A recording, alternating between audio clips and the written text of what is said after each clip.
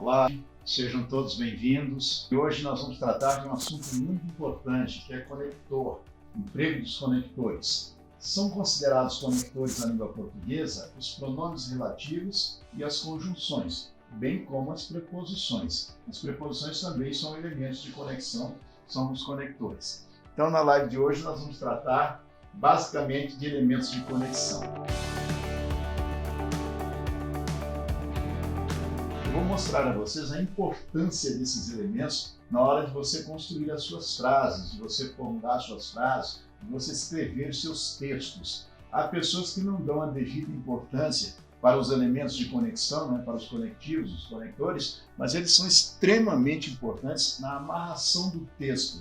E a palavra texto vem do verbo tecer, tecido. Então, para você tecer alguma coisa, você precisa amarrar, você precisa costurar. Os elementos de conexão servem exatamente como esses elementos que amarram, que fazem o liame, que fazem a conexão entre as palavras dentro de uma frase, entre as frases dentro de um parágrafo, entre os parágrafos dentro de um texto. Daí a necessidade de você saber trabalhar bem esses conectores. Sobretudo, pronomes relativos e conjunção.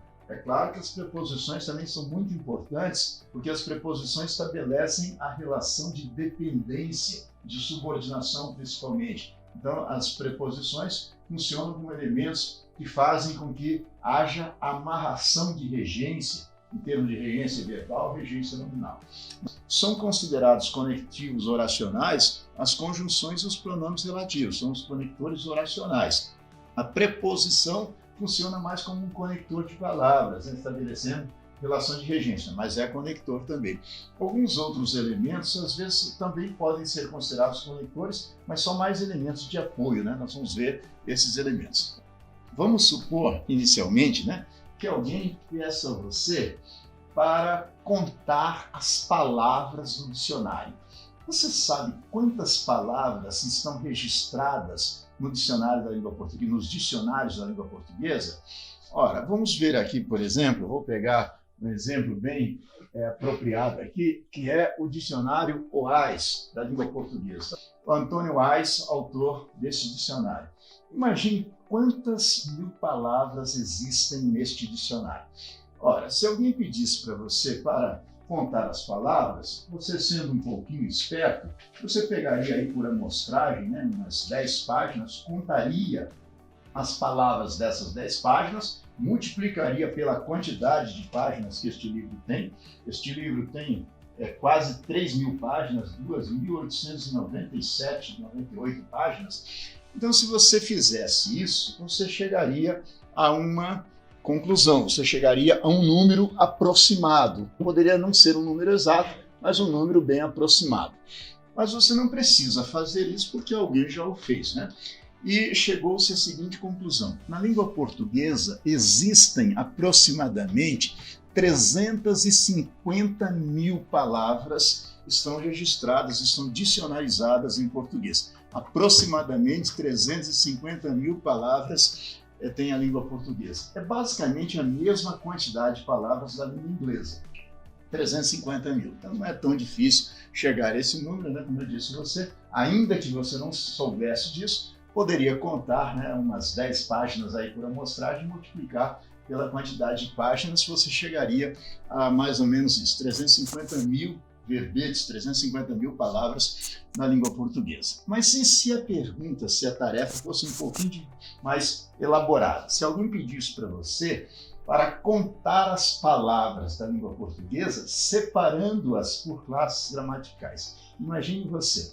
existem na língua portuguesa 10 classes gramaticais. 4 delas são invariáveis, interjeição, preposição, conjunção e advérbio, e 6 delas são categorias gramaticais flexíveis, variáveis, artigo, numeral, adjetivo, substantivo, pronome e verbo. Então, 4 invariáveis, 6 classes variáveis. Imagine você separar essas 350 mil palavras por classes gramaticais. Quantas palavras, quantas classes gramaticais quantas palavras haveria em cada uma dessas classes gramaticais? Mas você também não precisa fazer isso porque alguém também já o fez por você.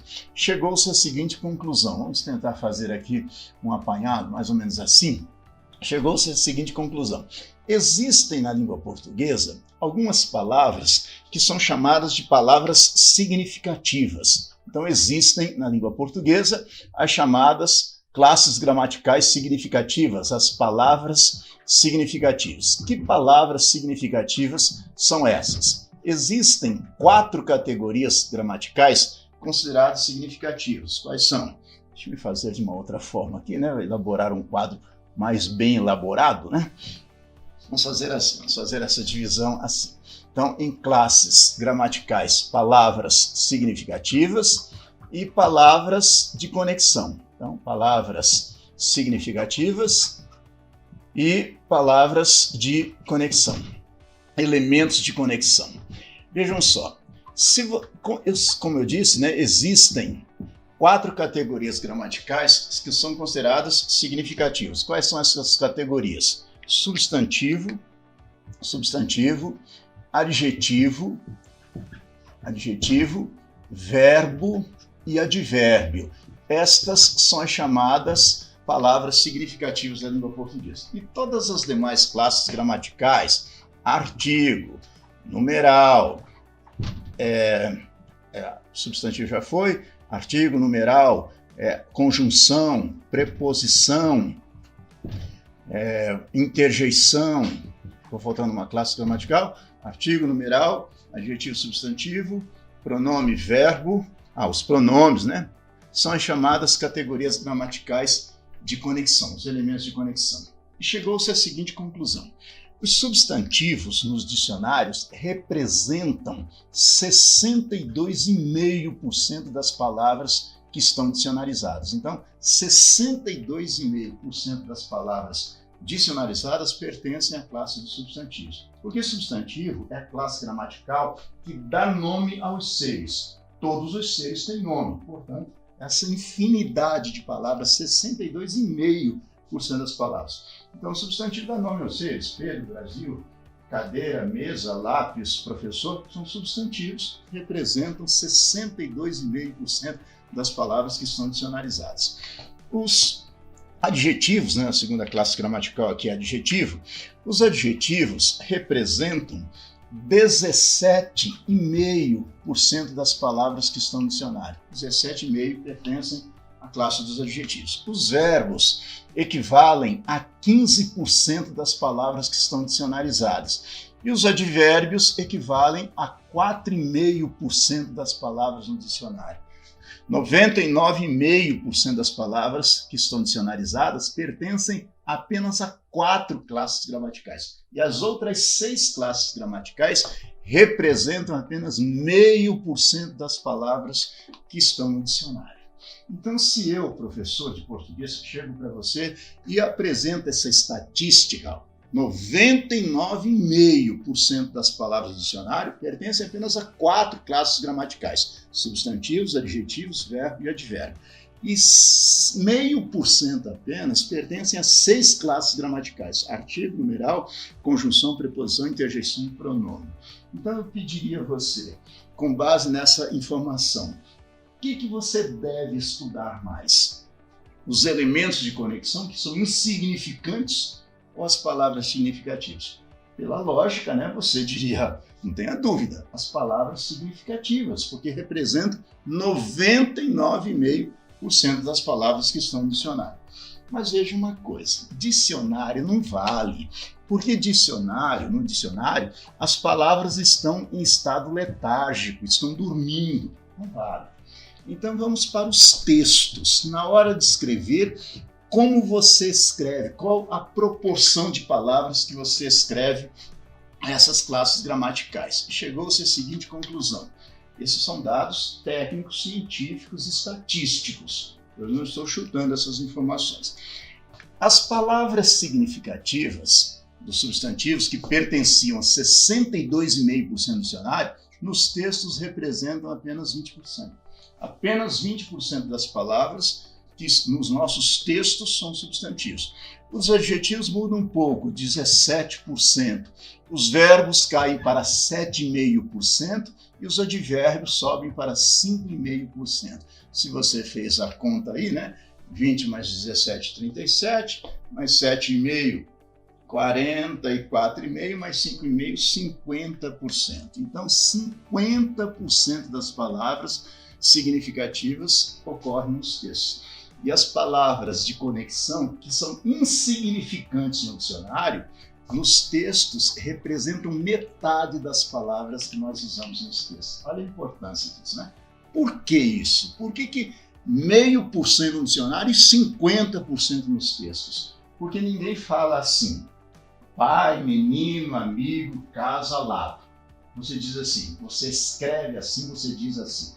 O menino cujo pai é meu amigo mora na casa ao lado. Você faz as conexões, você amarra as palavras para dar sentido aos textos. É por isso que as palavras que são insignificantes no dicionário representam 50% nos textos. Mas em prova, observe o seguinte, até aqui são dados estatísticos oficiais, eu não estou inventando nada. Agora, essa estatística de prova é uma estatística feita por mim, com base em vários concursos públicos que eu fiz ao longo da minha vida e muitos outros concursos que eu ajudo a corrigir, ajudo os candidatos a estudar e também ajudo os candidatos a recorrer de questões. Então, com base nesses 25 anos de concursos públicos que eu tenho, cheguei à seguinte conclusão.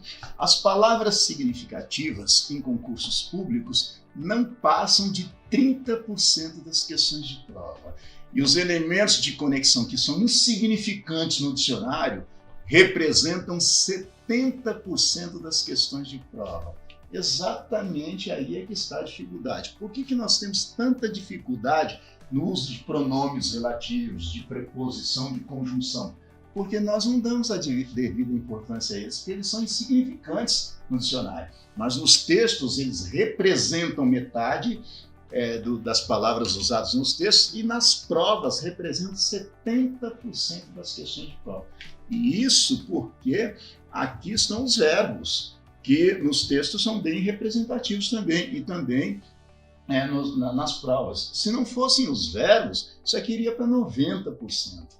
Exatamente daí a importância de você saber entregar os elementos de conexão. Você pode ter certeza absoluta de que de cada 10 questões de prova, 7 ou 8 são questões relacionadas com conectores, com conjunção, com pronome relativo e com preposição. Não exatamente só isso, mas, por exemplo, crase. Crase é preposição, elemento de conexão. Por exemplo, regência. Regência é preposição, elemento de conexão. Análise sintática é elemento de conexão. Então, daí a importância desses elementos. Então, vamos ver aqui. Os elementos de conexão, vamos falar de conjunção e preposição e pronomes relativos. Eu já vou mostrar isso na prática. Existem na língua portuguesa 18 preposições essenciais. Então, as preposições essenciais, não vou numerá-las aqui, né? De perda de tempo, mas só para constar, existem 18 preposições essenciais. Quais são elas? A, ante, após, até, com, contra, de, desde, em, entre, para, perante, por, sem, sobre e trás. 18 preposições essenciais existem na língua portuguesa. Então, os elementos de conexão de que nós vamos tratar são preposição, conjunção, pronomes relativos. Preposições, existem 18 preposições essenciais. Existem também algumas classes gramaticais que às vezes tomam o lugar de uma preposição. São chamadas de preposições acidentais. São acidentalmente preposições. Nós vamos tratar principalmente das preposições essenciais, os elementos que essencialmente são preposições, essas 18. Agora, é importante também que você saiba que existem na língua portuguesa dois tipos de conjunção, dois grandes grupos de conjunção. As conjunções coordenativas e as conjunções subordinativas. As coordenativas são de 5 tipos: aditivos, adversativas, alternativas, conclusivas e explicativas. As subordinativas são de 10 tipos diferentes. São elas integrantes, causais, comparativas, concessivas, condicionais, conformativas consecutivas, finais, proporcionais e temporais.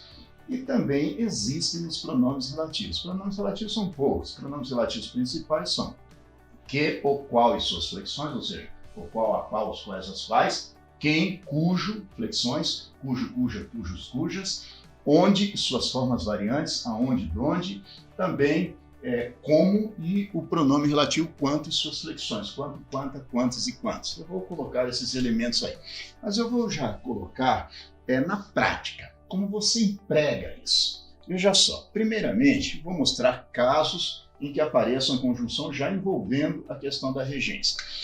Vamos ver aqui, conjunções de pronomes relativos. Vamos fazer assim? Os pronomes relativos, vou colocá-los aqui, listados, para mostrar um pouquinho a respeito de emprego desses pronomes relativos. Os pronomes relativos, portanto, alguns são variáveis, outros são invariáveis.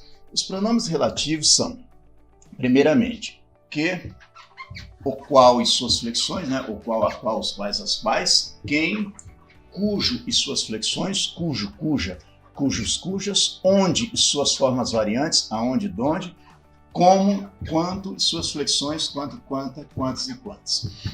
Agora, é importante que você saiba que alguns relativos têm um emprego bem restrito, outros já têm um emprego mais abrangente. E outra coisa importantíssima, todos os pronomes relativos da língua portuguesa desempenham uma função sintática. Isso é imprescindível que você saiba. Por exemplo, o pronome relativo que é o mais rico em funções sintáticas. O que pode ser sujeito, objeto direto, objeto indireto, complemento nominal, predicativo, adjunto adverbial, adjunto nominal, tem várias funções sintáticas. Outros relativos têm função sintática única, é o caso onde. Onde é sempre adjunto adverbial de lugar. Se não for adjunto adverbial de lugar, desconfie. Das duas, uma. Você está incorrendo em erro na análise ou a frase está mal construída. Vou falar a respeito disso. Como raramente é pronome relativo? A palavra como pertence a várias classes gramaticais, a 7 classes e subclasses gramaticais, uma delas é pronome relativo. A palavra que também. A palavra que é a palavra que mais tem funções morfológicas em português. Só para se ter uma ideia, a palavra que pertence a 19 classes e subclasses gramaticais, a palavra que. O qual, quem, relativos, cujo. Muitas pessoas não sabem empregar o relativo cujo. Vou falar disso também. Como eu disse a vocês, o relativo onde só serve para lugar. Observe, o pronome relativo onde e suas formas variantes, aonde e donde, só podem ser empregados com referência a lugar. Agora, qual é a diferença de usar onde, aonde e donde? Simplesmente regência. Você usa onde se o verbo que indicar lugar pedir a preposição em. Usa aonde se o verbo pedir a e usa donde se o verbo pedir de. Se você não quiser usar donde, pode usar separadamente. De onde, correto. Donde ou de onde, aonde é tudo junto e a palavra onde. Onde quando é em, aonde quando a e donde quando a preposição de. Isso com o verbo regendo essas preposições. O pronome relativo como tem um uso bastante restrito também. É sempre adjunto adverbial de modo. Função sintática única do como para indicar modo, adjunto adverbial de modo. O pronome relativo cujo é um pronome relativo que indica posse, não é pronome possessivo, é relativo com ideia de posse. Desempenha função sintática basicamente única, adjunta de nominal, mas sempre indicando posse, função de adjunto de nominal. Os pronomes relativos que, o qual, vamos fazer assim, o relativo que é empregado tanto para coisas quanto para pessoas. O relativo que? Relativo o qual também é empregado para coisas e pessoas, sendo que o qual é variável, O qual, a qual, os quais, as quais. Também para coisas e pessoas. O pronome relativo quem é empregado tão somente para pessoas, você emprega exclusivamente para pessoas, e o pronome relativo quanto e suas flexões, quanto, quanta, quantos, quantos, só podem ser empregados com referência a um pronome indefinido. Então, cada pronome relativo tem uma forma de empregar. Nós vamos ter que nos preocupar com os que mais suscitam dúvidas, evidentemente. Por exemplo, saber empregar adequadamente o onde, saber empregar cujo, saber empregar que, ou qual, quem, é de extrema importância. É como, quanto nem tanto, mas principalmente você saber empregar onde, cujo, que, ou qual, quem. Agora, observe uma coisa importante. Muitas pessoas não sabem usar cujo, usam onde no lugar de cujo. Por exemplo, eu digo assim, eu fui a uma escola em Goiânia, onde o diretor é meu amigo.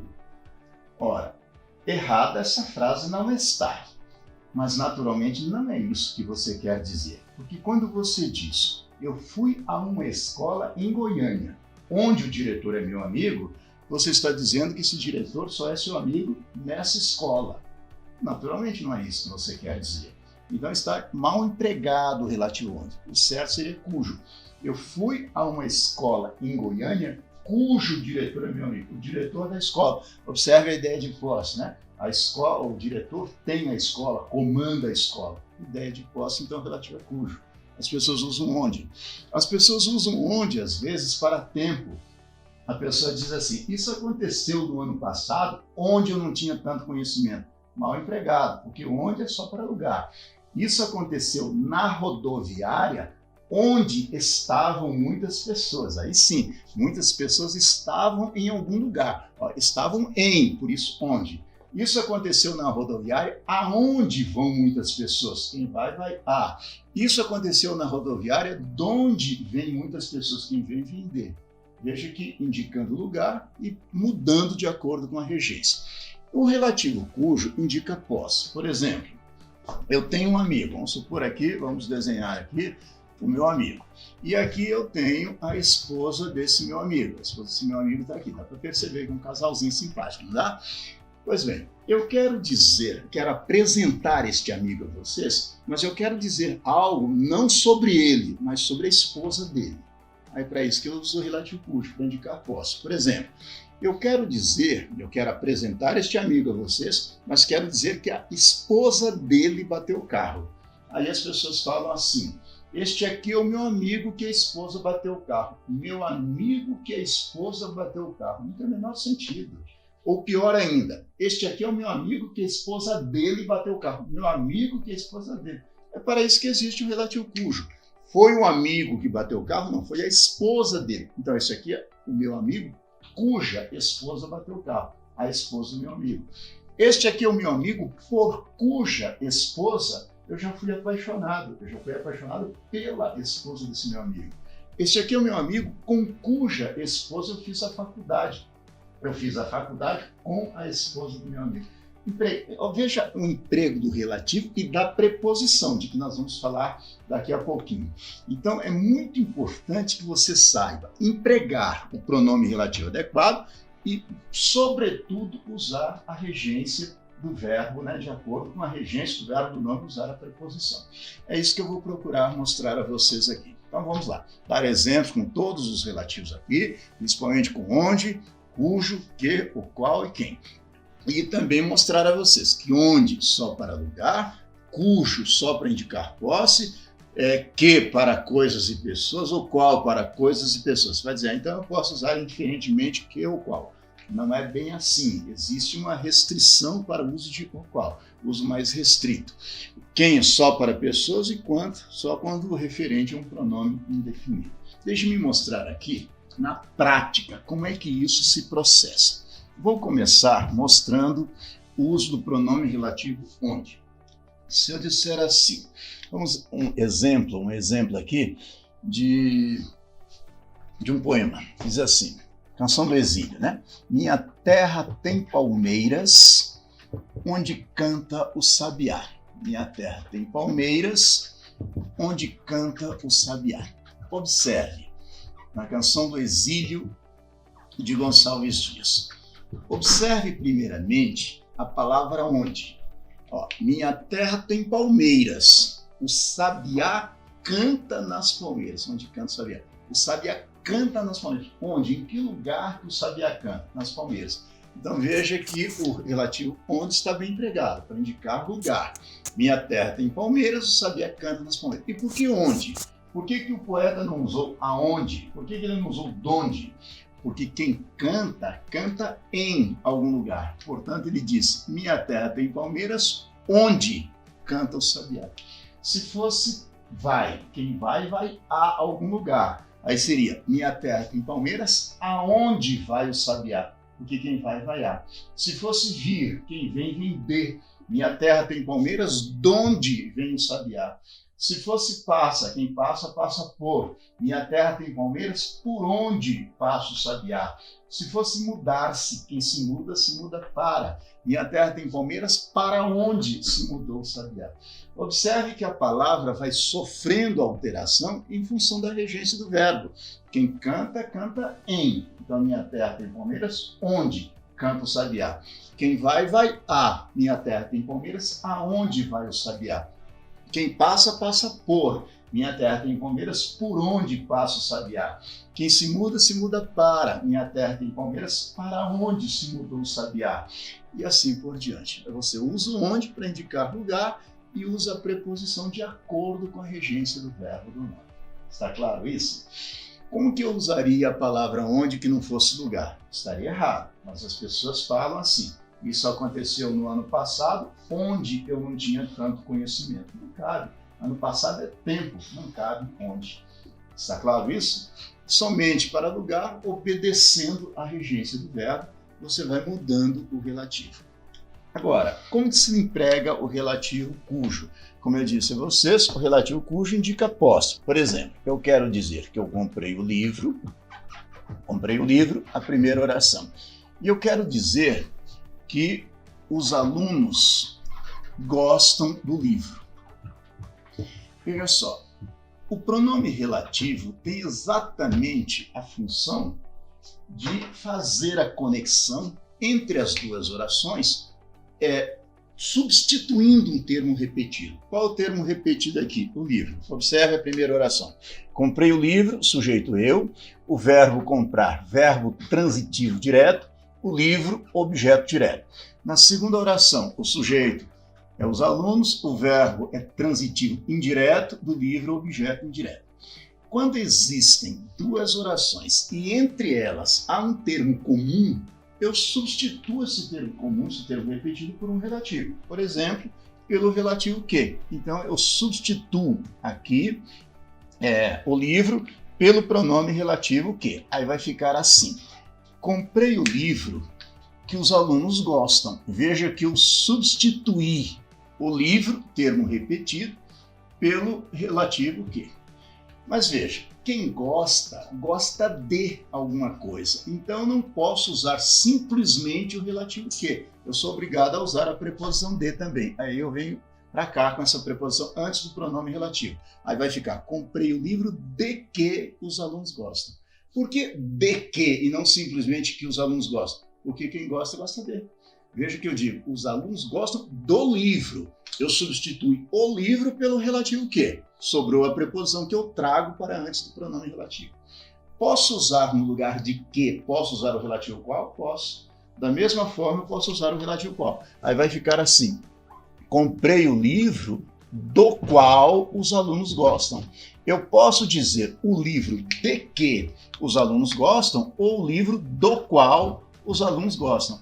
Por que eu tenho que dizer do qual? Porque quem gosta, gosta de. Se não fosse o verbo gostar, se fosse, por exemplo, o verbo simpatizar, quem simpatiza, simpatiza com. Aí eu diria, comprei o livro com que os alunos simpatizam, comprei o livro com o qual os alunos simpatizam.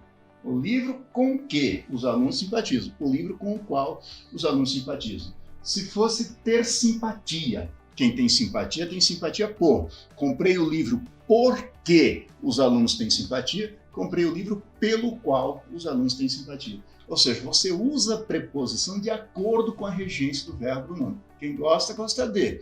Quem simpatiza, simpatiza com. Quem tem simpatia por. Quem se refere a. Comprei o livro a que os alunos se referem. Comprei o livro ao qual os alunos se referem. Aqui eu posso usar indiferentemente o relativo que ou o relativo qual. Por quê? Porque o referente é livro, coisa. Para coisas e pessoas, nós empregamos que ou qual. Mas o quem é usado apenas para pessoas. Agora, observe que se em vez de livro fosse uma pessoa, se fosse assim, cumprimentei o professor. Veja que agora é professor, é pessoa. Cumprimentei o professor. E eu quero dizer que os alunos gostam do professor.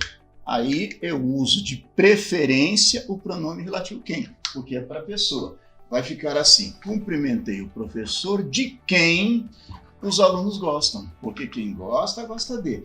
Por que eu digo de quem? Porque quem gosta, gosta de. Se não fosse gostar, se fosse simpatizar, quem simpatiza, simpatiza com. Aí seria: cumprimentei o professor com quem os alunos simpatizam.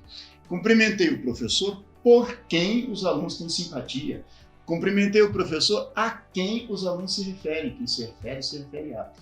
Cumprimentei o professor em quem os alunos confiam. Quem confia, confia em. Então veja que a preposição é usada de acordo com a regência do verbo ou do nome. Mas observe que aqui nós temos orações adjetivas, introduzidas pelos pronomes relativos. Você usa o pronome relativo de acordo com o emprego dele, né? Porque quem é usado só para pessoas, o qual e que são usados para coisas. Mas eu também posso usar que para pessoas, eu posso usar o qual para pessoas. Portanto, eu poderia também dizer: cumprimentei o professor do qual os alunos gostam. O professor de quem os alunos gostam é mais apropriado, porque é pessoa. Mas eu posso usar também o professor do qual os alunos gostam, o professor de que os alunos gostam.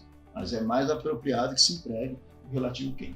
Então, a primeira coisa que eu quero mostrar a vocês aqui: a preposição não depende do relativo. Não importa se você está usando que, o qual, quem, cujo, onde.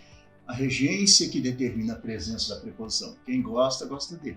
Quem confia, confia em.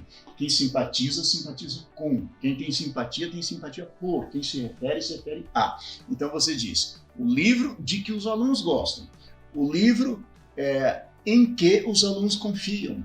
O livro a que os alunos se referem. Quem se refere a. O livro com que os alunos simpatizam. Quem simpatiza, simpatiza com. Essa é a primeira coisa que você tem que observar. Você usa a preposição consoante a regência do verbo do nome.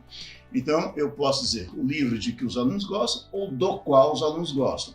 O livro em que os alunos confiam, no qual os alunos confiam. O livro a que os alunos se referem, ao qual os alunos se referem e assim por diante.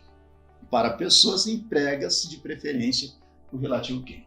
Agora, e cujo? Quando é que eu uso cujo? Quando eu quero indicar que os alunos gostam não do professor, mas de algo que pertence ao professor. Por exemplo, livro.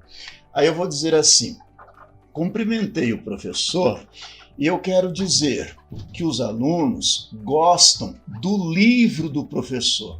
Aí eu não posso usar que, não posso usar o qual, não posso usar quem. Eu sou obrigado a usar o relativo cujo para indicar posse. Por exemplo, eu vou dizer: cumprimentei o professor, os alunos gostam do livro do professor.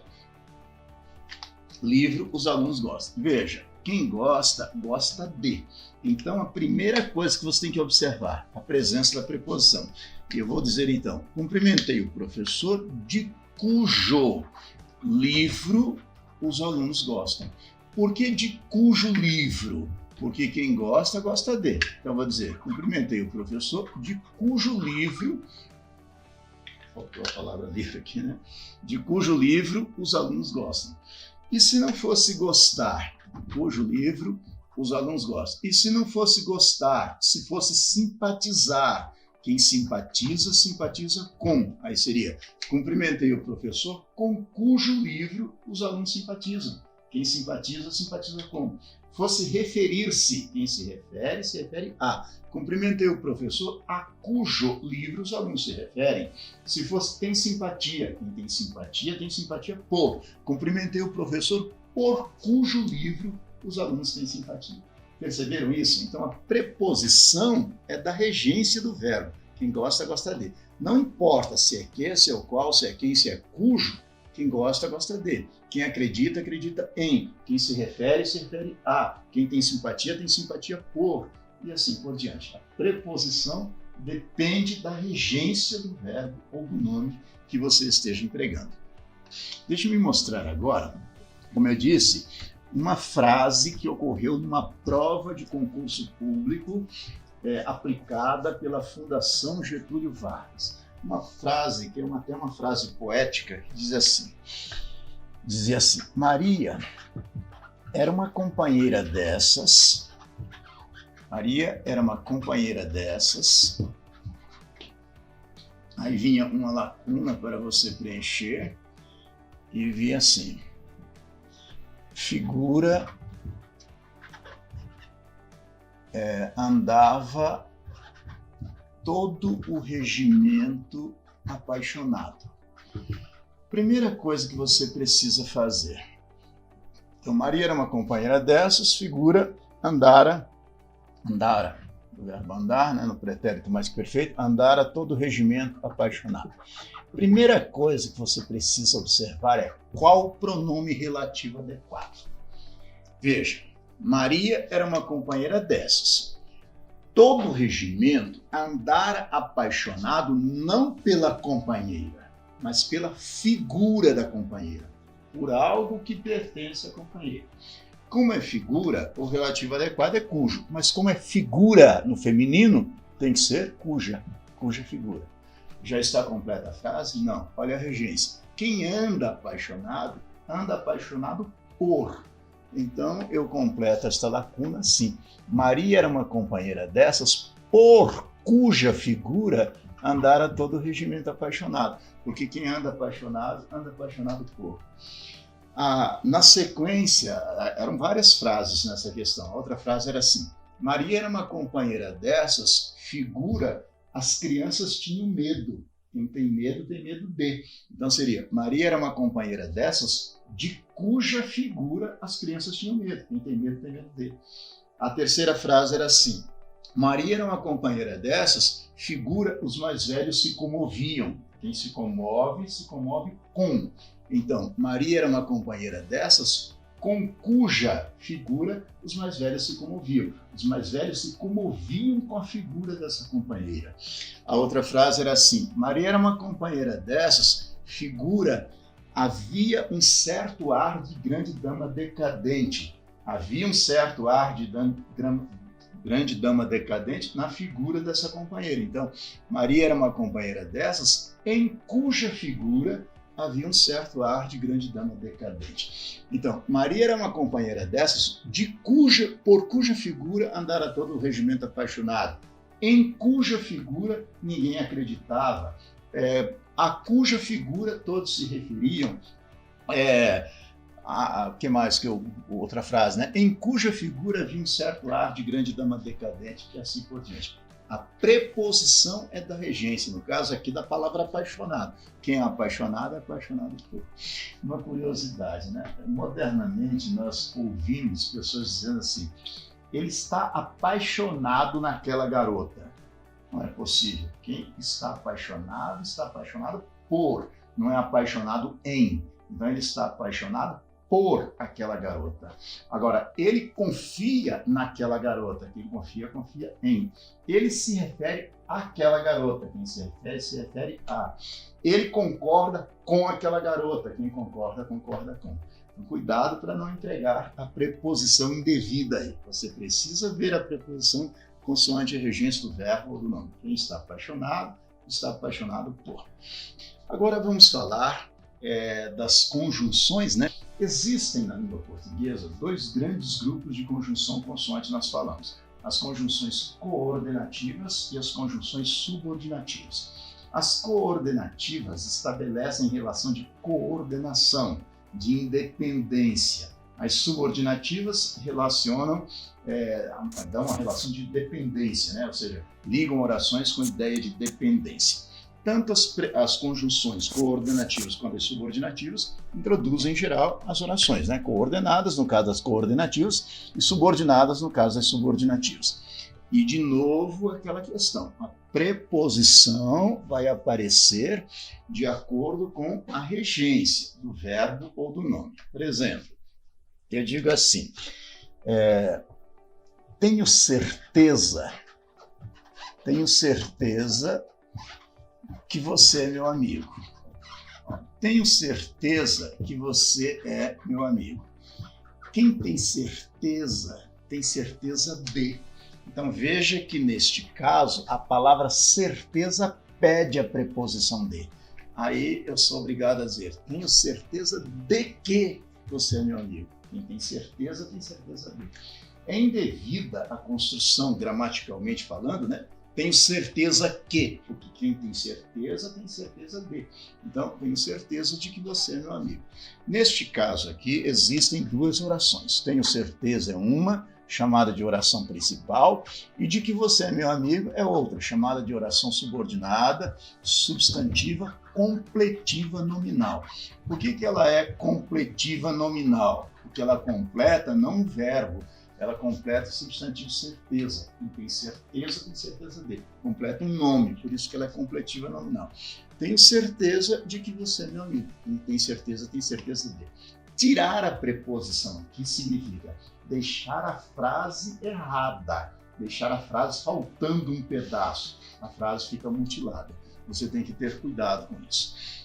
Este caso aqui da oração subordinada substantiva completiva nominal é também chamado de complemento nominal oracional. Se em vez de um complemento nominal fosse um objeto indireto, seria objeto indireto oracional, a pergunta que me foi feita aí. Então, por exemplo, se eu disser assim, gostaria de que você me ajudasse. Veja, gostaria de que você me ajudasse. Primeiro, quem gosta, gosta de. A preposição depende da regência do verbo. Veja que quem gosta, gosta de. O que nós temos aqui? Gostaria é uma oração, chamada oração principal, e de que você me ajudasse é a oração subordinada. Subordinada substantiva, objetiva indireta. É isto que nós chamamos de objeto indireto oracional. O que é um objeto indireto oracional? É a mesma coisa que uma oração que funciona como objeto indireto da outra. E veja, por ser objetiva e indireta, a presença necessária da preposição. Quem gosta, gosta de. É comuníssimo em português, nós empregarmos a preposição indevidamente e, ao contrário, deixarmos de usá-la quando ela é obrigatória. Este é um caso em que a preposição é obrigatória. Quem tem certeza de. Quem gosta, gosta de. Então, você é obrigado a usar a preposição. Mas, às vezes, ocorre o contrário. Não cabe a preposição e a pessoa emprega. Por exemplo, se eu dissesse assim, deixe-me só ratificar essas informações aqui, por que a preposição? Pela regência do verbo gostar e do nome certeza. Quem tem certeza de. E quem gosta, gosta de. No primeiro caso, nós temos a oração completiva nominal, porque completa o nome certeza, ou complemento nominal oracional, é a mesma coisa. No segundo caso, nós temos a oração objetiva indireta, ou objeto indireto oracional, a mesma coisa, porque completa o verbo gostar. Quem gosta, gosta de. Agora, conforme eu disse também, é muito comum nós usarmos indevidamente a preposição. Não cabe a preposição e nós tendemos a usá-la. Então, nós cometemos erros, ou por uso indevido da preposição, ou por falta de preposição. Nós deixamos de usar a preposição quando ela é necessária. Usamos-la quando ela é proibida. Por exemplo, você já deve ter ouvido, principalmente político, falando assim: penso de que o Brasil deveria mudar sua política econômica. Quando você diz penso de que o Brasil deveria mudar, observe, aqui nós temos o verbo pensar na oração principal. A oração principal com o verbo pensar. Isso não vem ao caso, né? É a oração subordinada. Mas veja, quem pensa, pensa algo. O verbo pensar está no sentido de julgar, de achar. Nesta acepção, o verbo é transitivo direto. Quem pensa, pensa algo. Então não se admite dizer penso de que. Veja que a presença da preposição indevida é em decorrência da regência do verbo. Quem pensa, pensa algo. Aí você pode estar pensando, mas quem pensa não pensa em alguma coisa? Sim, se estiver no sentido de imaginar, de lembrar. Por exemplo, eu penso em você. Eu passei a noite inteira pensando naquelas crianças que sofrem. Pensar em, no sentido de imaginar, de preocupar-se, de lembrar-se. Aí é pensar em. Mas aqui é pensar no sentido de julgar, de achar. Quem pensa, pensa algo. Em síntese, não existe pensar de. Ou você pensa em, ou você pensa algo. Eu pensei que você fosse meu amigo. Pensar no sentido de achar, de julgar. Eu pensei que você fosse meu amigo. Agora, eu pensei em você durante a noite. Pensar em alguém. Perceberam essa diferença? E também, como eu disse, né, o erro aqui. Indevido uso da preposição e você usa, quando o verbo é transitivo direto. Exigida a presença da preposição e você deixa de usar, quando o verbo é transitivo indireto. Quem gosta, gosta dele, mas quem pensa, não pensa bem. Outra coisa importantíssima também, aproveitando o gancho aqui do verbo pensar, é uma situação que ocorre com muita frequência. As pessoas ficam pensando, será que esse verbo é sempre assim? Sempre transitivo direto? Não. Predicação verbal, transitividade de verbo, é contexto. De acordo com o contexto, o verbo muda de sentido, o verbo muda de predicação. Então, tome cuidado com isso. Vou dar um exemplo, aproveitando aqui o verbo pensar, para mostrar que esse verbo tem muitas outras possibilidades de construção. Por exemplo, estou fazendo muito barulho aí? Não, nem tanto, né? Quando eu digo assim, eu penso em você. Veja que aqui é pensar no sentido de lembrar. O verbo é transitivo indireto, em você, objeto indireto. No primeiro caso, pensar está no sentido de julgar, de achar. No segundo caso, pensar está no sentido de imaginar, de lembrar. Sentidos diferentes. Eu penso que o Brasil deveria mudar sua política, eu acho, né? Eu considero que o Brasil deveria mudar sua política. Eu penso em você, eu lembro de você, eu imagino você, ou seja, sentidos diferentes. Mas o verbo pensar tem outros sentidos, pouco empregados, mas tem. Por exemplo, pensar tem um sentido pouquíssimo usado, que é o sentido de aplicar penso, de aplicar curativo. Você já viu isso? Não? Então, veja que eu digo assim, a enfermeira pensava o dedo do menino. A enfermeira pensava o dedo do menino. Pensar aqui está no sentido de aplicar curativo, verbo transitivo direto, o dedo do menino, objeto direto. Então, pensar no sentido de curar, de aplicar curativo, de ajudar, né, o menino no sentido de aplicar curativo. Então, sentido diferente, pouquíssimo usado.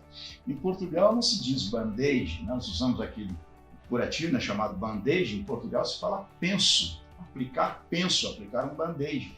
É do verbo pensar, aplicar curativo. Pensava o dedo, aplicava curativo. Tanto que eu posso dizer assim, a enfermeira pensava no soldado ferido. Pensava no soldado, ela se lembrava do soldado, ela se preocupava com o soldado. A enfermeira pensava o soldado ferido. Pensava o soldado, ela aplicava curativo no soldado. Perceberam a diferença, né? Isso existe muito. Por exemplo, gostar. Gostar, nós usamos com a preposição de. Eu gosto de você, eu gosto de futebol, eu gosto de trabalhar. Gostar no sentido de achar bom gosto, de apreciar, pede a preposição de. Eu gosto de futebol, eu gosto de doce, eu gosto de trabalhar. E isso é gostar no sentido de apreciar, né? De achar bom gosto. Mas gostar também tem um sentido de experimentar. Por exemplo, eu gostei aquele vinho, eu gostei um gole do vinho, ou seja, experimentei um gole do vinho. Tanto que você pode dizer, por exemplo, eu gostei o vinho, mas não gostei dele. Se você está louco, gostou ou não gostou? São coisas diferentes. Eu gostei o vinho, significa experimentei o vinho, mas eu não gostei dele, eu não achei bom gosto, não apreciei. Perceberam? Isso é muito comum acontecer em português, né? Verbos que mudam de sentido de acordo com a regência. Machado de Assis usava, por exemplo, o verbo cuidar com o sentido de imaginar. Não cuide que vou dispensá-lo de jantar comigo amanhã. Não cuide que vou dispensá-lo, nem penso que eu vou dispensá-lo de jantar comigo. Cuidar no sentido de tomar conta, ele cuidava do neto, cuidar de alguém, no sentido de tomar conta. Não cuide que vou dispensá-lo, cuidar no sentido de achar, divulgar. Sentidos diferentes, regências diferentes. Sobre essa questão da preposição, Como eu disse, no caso de precisar e necessitar, não cabe a preposição intermediando a ligação verbo auxiliar mais verbo principal. Então, você pode e deve dizer assim: preciso de que você me ajude. Porque quem precisa, precisa de. Mas eu não posso dizer preciso de fazer o trabalho, porque neste caso, fazer é um verbo infinitivo. Então, é inadmissível a presença da preposição ligando o verbo auxiliar ao verbo principal. Então, quando há um verbo no infinitivo, inadmissível essa conexão, certo? Pela preposição. Quando é uma oração objetiva indireta, aí a preposição é de rigor, certo? Porque neste caso não se considera oração objetiva indireta, considera-se locução verbal. Existem casos em que o verbo auxiliar vem ligado ao principal por um intermédio de uma preposição. Por exemplo, eu digo assim: eu tenho de fazer o trabalho. Eu tenho de fazer o trabalho. A preposição é legítima. Você vai dizer, mas espere, é ter de ou ter que? É indiferente. Eu posso usar eu tenho que fazer o trabalho. Por que cabem as duas? Porque, veja só, a preposição original é de. Como eu disse a vocês no início desta aula, existem 18 preposições essenciais. Quais são elas? A, com, a, ante, após, até, com, contra, de, desde, em, entre, para, per, perante, por, sem, sob e trás. Sobre e trás. Então, de é uma das 18 preposições essenciais. A palavra que não. A palavra que pertence a 19 classes e subclasses gramaticais. A palavra que pode ser, só para se ter uma ideia da quantidade de funções que a palavra que assume, né? Vamos ver se eu consigo lembrar as 19 funções. A palavra que pode ser interjeição, advérbio, preposição, pode ser substantivo, partícula expletiva, também chamada de partícula de realce, pronome relativo, pronome indefinido, pronome interrogativo, conjunção coordenativa aditiva, coordenativa adversativa, coordenativa explicativa, subordinativa integrante, causal, comparativa, concessiva, condicional, final e temporal. Eu pulei uma. Ou seja, são 19 funções morfológicas que a palavra que tem. 19. E neste caso, ela é uma preposição acidental. Originalmente, a preposição é de. Esse que acidentalmente virou preposição. A palavra que só vira preposição quando liga o verbo ter a um infinitivo. Aí vira preposição. Portanto, eu posso dizer assim: eu tive de sair de casa. Mas eu também posso dizer, eu tive que sair de casa. Você vai dizer, mas as duas estão corretas? Estão. Agora, é claro que é preferível que você empregue a preposição original. Qual é a preposição original dele? Mas eu posso usar a palavra que como preposição, porque ela só é preposição nesses casos, quando liga verbo auxiliar ao verbo principal. Eu tive de sair de casa é a forma original. Eu tive que sair de casa é a forma acidental. Eu tenho de fazer o trabalho, preposição original. Eu tenho que fazer o trabalho, preposição acidental. Ela tinha de dar uma resposta ao diretor. Ela tinha que dar uma resposta ao diretor. É indiferente. A palavra de é a preposição original, a preposição essencial. A palavra que vira preposição nesses casos. É uma preposição acidental. Está claro isso? Muito obrigado a todos. Sejam sempre bem-vindos. Um grande abraço.